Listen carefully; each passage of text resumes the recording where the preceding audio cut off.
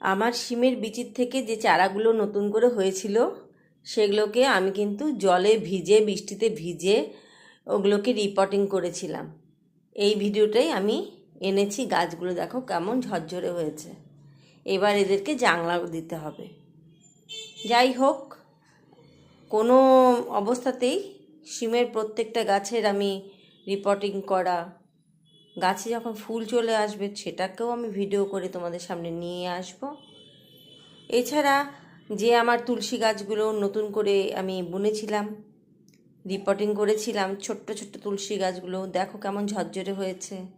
গোলাপের গাছগুলো কেমন নষ্ট হয়ে যাচ্ছিল বলে আমি কাটিং করে দিয়েছি। যদিও এই সিজনে খুব অনেক গোলাপ হতো, কিন্তু দেখলাম কাটিং করে দেওয়াই ভালো।